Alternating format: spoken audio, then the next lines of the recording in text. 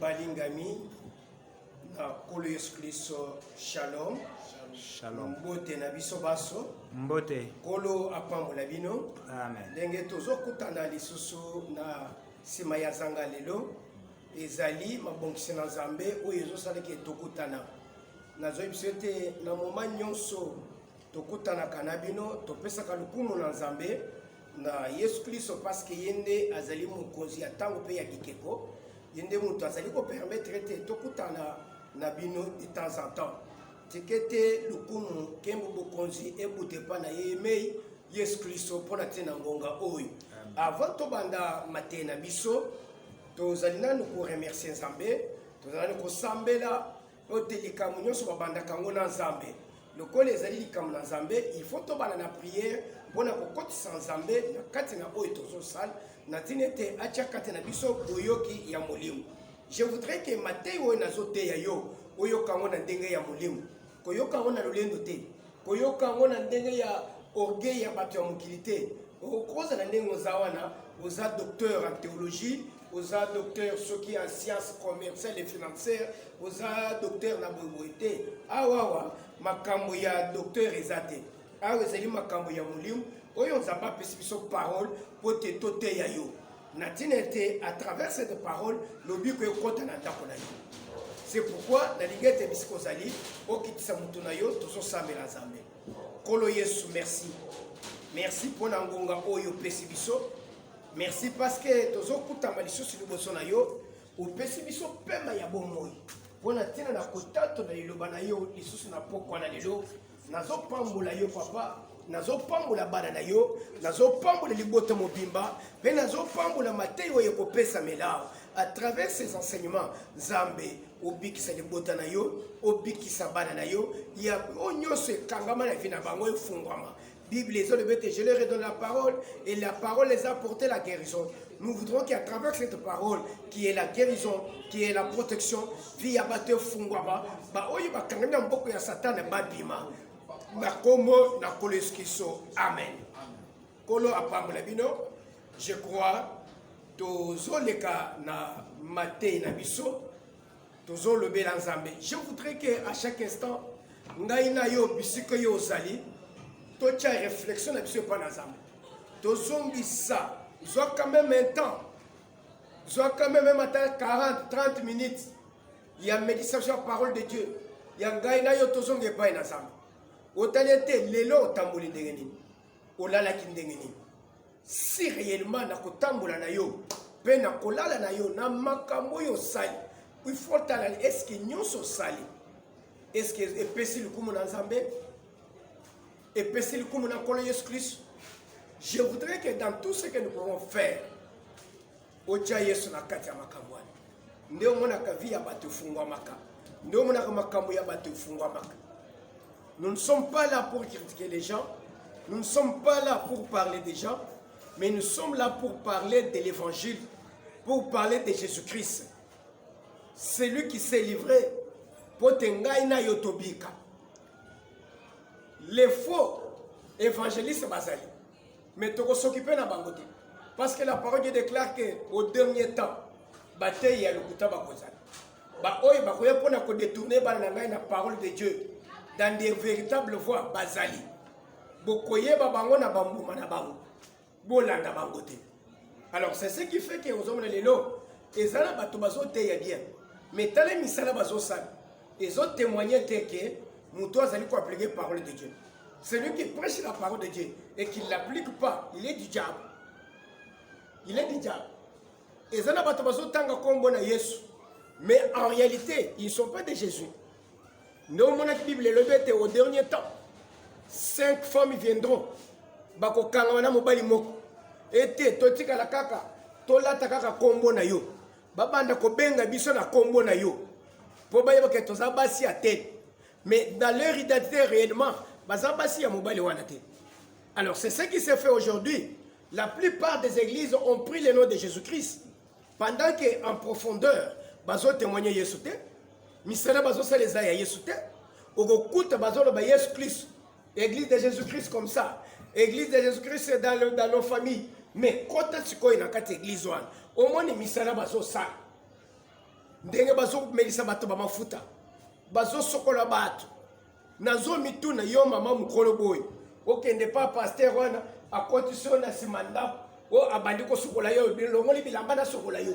C'est comme si ntango olungwaki na ndako na yo osokolaki te osokolaki te me nzoto na eza nzoto esantu te eza nzoto ya ekila bakokosimba ngo n'importe comment te soki nzoto ya moto ezalaki ordinaire nzambe alingi atika adamu na eve kutakala me alebi te nakotika bango boye te il faut nalesa bango bilamba me yo ozolongola bilamba liboso ya nani yo mobali olongolaka bilamba liboso ya nani okukuta un licencié moto ayebi makambo ebele afani na kati ya église basokolaka ye mai mikolo nyonso na nsima ndako epa paster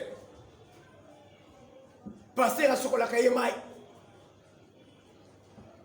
yaka nasokola yo oza na bututu nyaka nde mosusu alobi papa ndenge nauti boye nauti na église moko balobi na ngai ke lokola basi bafandaka na ndako te oza na libabe yaka tosokola yo papa nalongoli bilamba basokoli ngai basokoli ngai basokoli ngai kabime bazosokola yo pourquoi on doit te laver? C'est comme si on sokolaki quitté bisiko outeki on sokolaki quitté. Ce n'est pas ça la parole de Dieu. Je veux vous lire la parole de Dieu. Je crois que nous sommes sur la délivrance et la guérison. Je voudrais que le salut entre dans ta maison. Amen. Que la guérison entre dans ta maison. Oh, il y a sur Bundisaki, Zambazon solo yao. Nde omoni tolobi likambo ya repentance. Dengue zaché. Ou bien la souffrance de quelqu'un. Premier point. Et puis kouta na lisumu. Na lisumu, et même ma souffrance. Et même ma capacité, le péché. Je vous dis, ce qu'on a dans le monde. Azo tambula yo, azo l'action masum à l'ingioté. Azo l'action vie de péché à l'ingioté. Okoli kosumu kanelo, mais au début c'est na yo mobile. Makamunyo c'est baby. Je ne dis pas que il faut qu'il y ait un péché. Il y a tokoye bango. Il y a un péché qui arrive aussi involontairement, sans attendre. Mais il y a un péché qui devient une vie. Et ça n'a pas tout. Pour la banque, comme une vie. C'est ça que nous sommes en train de parler aujourd'hui. Le péché devient une vie. C'est-à-dire ceux qui ont sali à monter, à coller les biens. Mais à ce salamo, à ce temps où la peine kimia, il ne se reproche de rien. Ça, c'est ça, ces gens-là que je parle le plus. Mais ça n'a pas tout mon sous son bête, il est pas. Bible, les autres bêtes, souviens-toi d'où tu es tombé. Redresse-toi. Reprends-toi. Zonge pas dans Zambé, Yambola, on se repentir, Zamba Kosane, à Kolimbisaï. Amen. Aux hommes, la source, il n'y a pas la souffrance due au péché, à la vie du péché. Nde omoni toyekol tolobeli makambo ya Adam na Eve ke tango basumuki nde directement calvaire na bango bandaki bato ebayebaki te kosala bilanga bazaki kolia facilement mais ils se sont retrouvés que babengani bango ke kosala bilanga bayiso bango ke bango mo kolia wana bokotika kolia ngo lisusu. C'est-à-dire balamoko vie na bango changer. Oui, parce que quand on a pété, c'est comme difficile. Si tu trouves que ma camoise est a pété, comme il passe, l'année dans le vie. Au bébé, c'est dans un wapi. Net, tu as colomé les camoyas sachets. Net, chapitre 19, verset, à partir du premier verset, tous ceux qui tapent.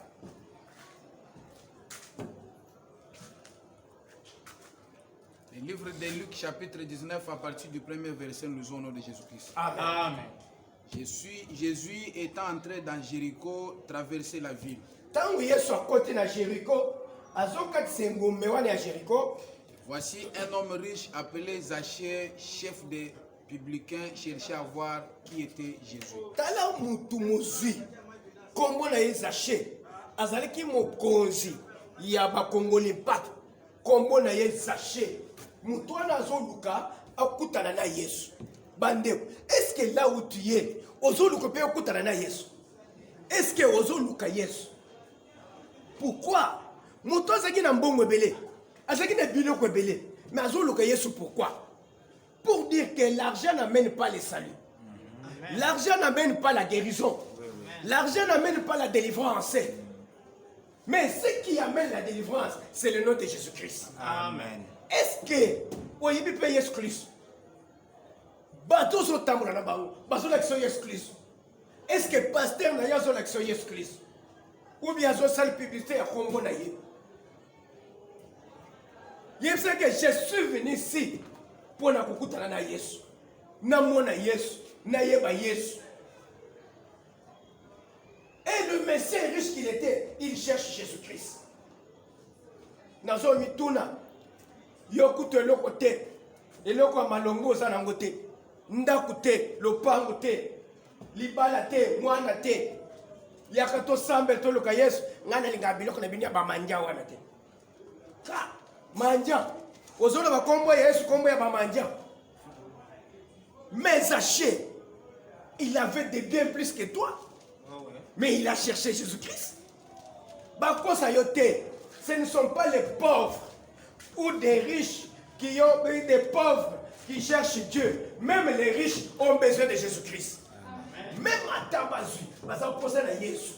Quand nous avons Jésus, et ça dit que on passe que nous avons bien. Nous avons et ça maladie, nous ne même pas Jésus. Mais quelqu'un qui a la semence de Dieu, il doit chercher Jésus. Car sans Jésus, on n'est rien. Ce qui est sur sa carte, même à tous les bon combien, les gens qui ont dit le pamba. Le pamba, on peut le nyama. On peut perdre ma part, on peut perdre biloko. Aujourd'hui, il y a des gens qui avaient beaucoup de biens, mais ne connaissant pas Jésus-Christ, ils sont partis comme du sel dans l'eau. Il y a nous qui, Basila. Batika li pamba. Tena somo ndiko mokolo papa, sambela ngai papa, mbongo na ngai ezonga, ngai nasaki na mituka, nasaki na mapango, umoni ndenga za boy, na tikeli maboko pamba. Na bi papa, tangu yo saki na mituka na mapango, oyebaki Yesu. Sikoyi mituka esili, mapango esili, oyeba Yesu, oyeli ngai maboko pamba hapo.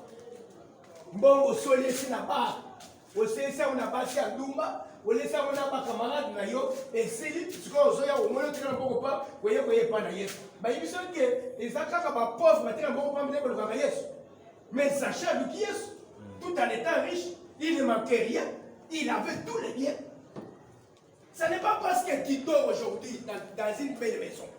Ce n'est pas parce que ozola na mbetu ya kitoko. Ce n'est pas parce que vous avez kitoko pembe. Aux autres temps, vous avez un pantalon bien. Que je n'ai pas besoin de Jésus. Non. Tout le monde a besoin de Jésus. Amen. Tout le cas, tant vous avez ma casse. Quand vous êtes comme une embête hôpital, comme le bas Jésus, on dit Jésus. Le bas Amen. Amen. Vous avez un bimisa combo ya Yesu te. Vous avez un sambela te. Loba Yesu, Yesu, Yesu we, Yesu wa.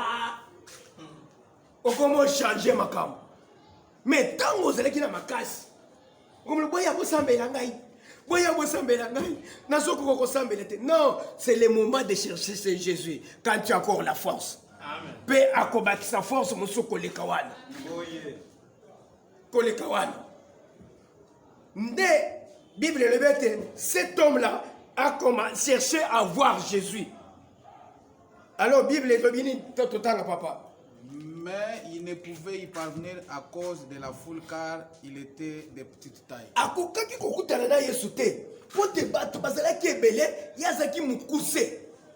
Il était chétif. Il courut en avant et monta sur un sycomore pour le voir.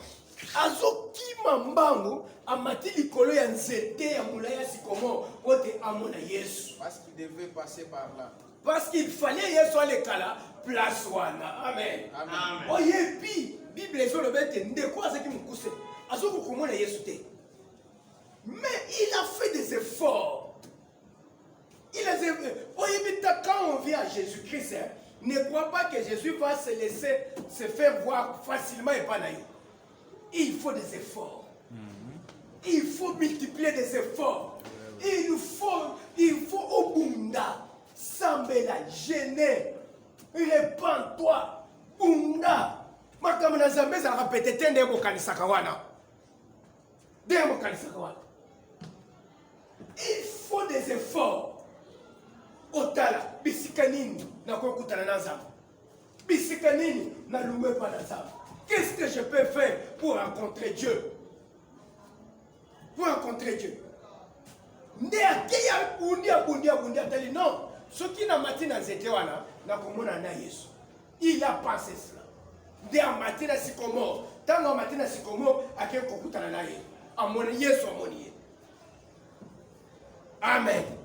C'est-à-dire que par tes efforts et à travers les hommes de Dieu, Zambé a komona yo. Parce que les hommes de Dieu sont les canaux par lesquels Yesu akutana kanabat. Yesu akutana kanabat. Un homme de Dieu doit amener les enfants de Dieu en présence de Jésus-Christ.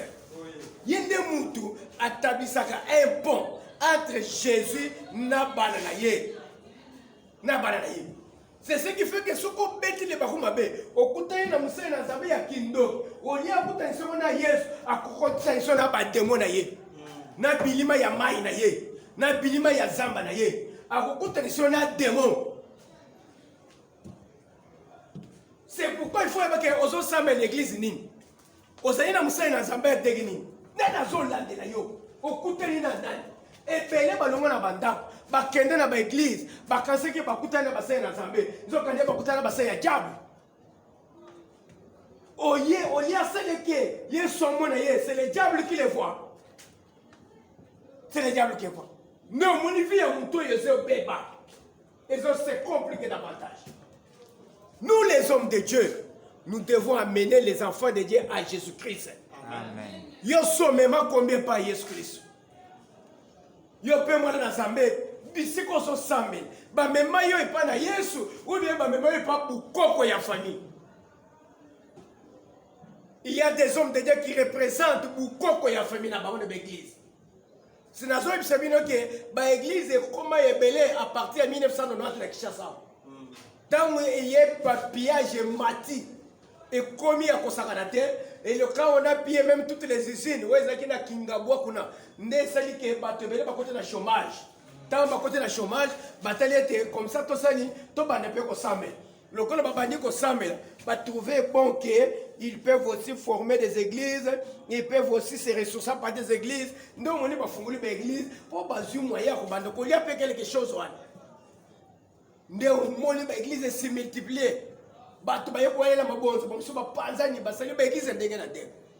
Est-ce que ces gens-là qui ont formé les églises, est-ce qu'ils sont capables, il y a combien de Zambé, pas dans Zambé? Il faut qu'il y ait des gens capables, il y a combien de Zambé, pas dans Zambé. Aujourd'hui, pas dans Zambé, ils sont perdus parce qu'ils n'ont pas trouvé un bon berger. Ils n'ont pas trouvé un bon berger. Amen. Nde Yesu atali amoniye. Bible les autres bêtes, lorsque Jésus fut arrivé à cet endroit, il éleva les yeux et lui dit, Zachée, hâte-toi de descendre, car il faut que je demeure aujourd'hui dans ta maison. Amen. Tu peux à partir de toi, moi, Nazamba, trouver consolation et pas Nazamba. Koyokele mutempasite, koyokele zouate, Zambé, toi tu as été seulement un canal par lequel il faut moi Nazamba, il n'y a pas maman. Amen. Quand aujourd'hui, à côté de Yesu, accueilli des tant au pamami oyelinga combien et commis likamuke l'église boke pamwa na sama olimono yo yaki maboko pambat si Yesu na ngai ndi apamboli yo ndi asumbi yo e commis ngam bongo na yaki maboko pambat na yaki ngam te to yaki ebele pone ni bele wana bazuite ezaka kangai ezaka ngai. C'est que c'est ma grâce que Dieu m'avait faite. Oui. Ça m'a moni mon thème en angai. Alors bien, je vais te bénir. Il va me bénir. Tu quand il a lia. Tu quand on se fait là. Et ça n'a pas été loyer, papa, paie ça. Ce que nous voulons, il y a qui m'a beaucoup papa. Il y a qui m'a beaucoup là. nzambe Yesu akutani na ngai papa tika makelele tika ba problème tango na ye Yesu amoni ngai amoni batu mususu te tikete lokola amoni ngai ya yo musale suki wana tika ngai na continue na Yesu na ngai. Amen. Amen. Sina ngai ba yebiso ke tango Yesu alobi ete yo kita nazo kota na ndako na yo sikomore kota ki na ndako ya Zaché etikale ka fixer place wana ezo zela ba mikusa mususu ba mata ba mona na Yesu mona Yesu lika mona Nzambe c'est une grâce. Amen. Quand Dieu fait grâce à quelqu'un et il l'a fait même à temps le bindengenini cette grâce ne partira jamais. Amen. Zamba selete à travers bassin na ye apambola bana na ye atombola bana na ye soki Nzambe apamboli mutu à travers maboko na yo cela veut dire que tu es un homme de Dieu. Ça veut dire que tu dois te glorifier. Amen. Tika te Nzamba pambola yo ne alobi ete tokota na ndako na yo tango bakoti na ndako Bible ezolobi ete yoka Zaché akiti pe ayambi Yesu na Yesu. Voyant cela, tous murmuraient et disaient, il est allé loger chez un homme pécheur. Un homme pécheur. Vous voyez, Zaché, réellement c'était un homme pécheur, mais qui s'était humilié. Dieu a besoin des gens qui s'humilient. Malgré la grandeur de ton péché, tu dois t'humilier, chercher la face de l'Éternel. Yesu a dit déjà mon thème ya moto que cet homme a besoin de se repartir, que cet homme s'est humilié. Au cause de l'ébissement fandi wana, oyoki déjà pose moko na motema na yo. Oso sentir que tu as déjà commis de mal. Osana masumu ebele, osana posoti kango. Jésus est avec toi. Oui. Yesu asa côté na motema na yo.